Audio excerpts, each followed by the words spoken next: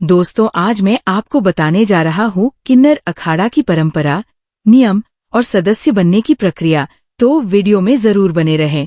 किन्नर अखाड़ा हाल ही में तब चर्चा में आया जब अभिनेत्री ममता कुलकर्णी के इसमें शामिल होने और फिर बाद में इसे छोड़ने की खबरें आईं।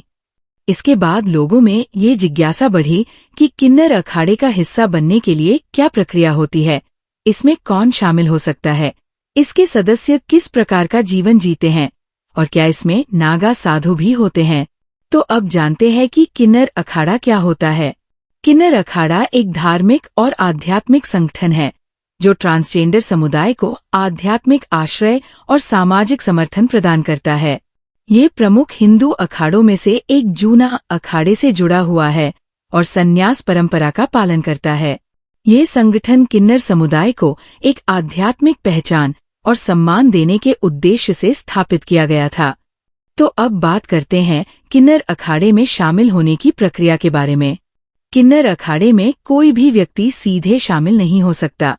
इसके लिए कई चरणों और परीक्षाओं से गुजरना पड़ता है। निम्नलिखित चरणों को पूरा करने के बाद ही व्यक्ति इस अखाड़े का सदस्य बन सकता है।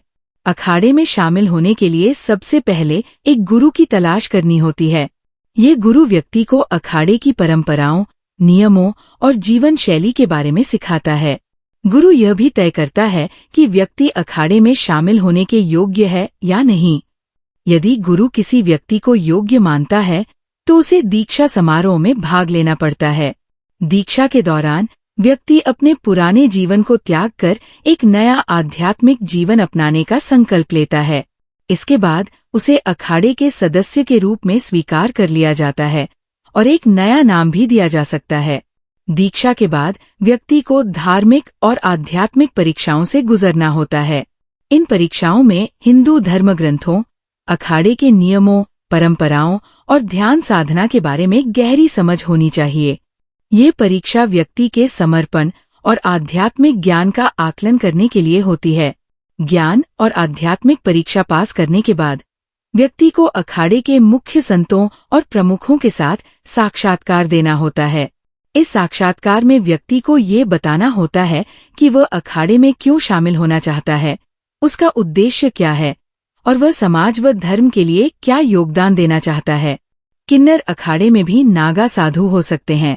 हालांकि ये परंपरा अन्य प्रमुख अखाड़ों जैसी कठोर नहीं होती।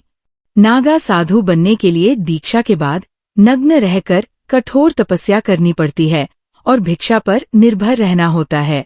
अखाड़े के साधु साध्वियों का जीवन पूरी तरह धार्मिक अनुशासन और भक्ति पर आधारित होता है। वे मठों और आश्रमों में रहते हैं, योग और ध्यान करते हैं और धार्मिक अनुष्ठानों में शामिल होते हैं। अखाड़े के साधु समाज के हित में काम करते हैं और आध्यात्मिक शिक्षाओं का प्रचार करते हैं। किन्नर अखाड़े के संत परंपरागत भगवा या सफेद वस्त्र पहनते हैं जो संन्यास और त्याग का प्रतीक होता है। कई संत माथे पर भस्म, राख और तिलक लगाते हैं। कुछ संत रुद्राक्ष की माला पहनते हैं और गंगा जल तथा त्रिशूल जैसे धार्मिक चिन्ह धारण करते हैं। किन्नर अखाड़ा न केवल धार्मिक बल्कि सामाजिक रूप से भी एक महत्वपूर्ण भूमिका निभाता है।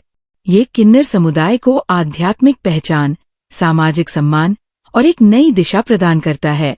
इसमें शामिल होने के लिए व्यक्ति को गुरु से मार्गदर्शन, दीक्षा, धार्मिक परीक्षाओं और साक्षात्कार जैसी प्रक्रियाओं से गुजरना पड़ता है।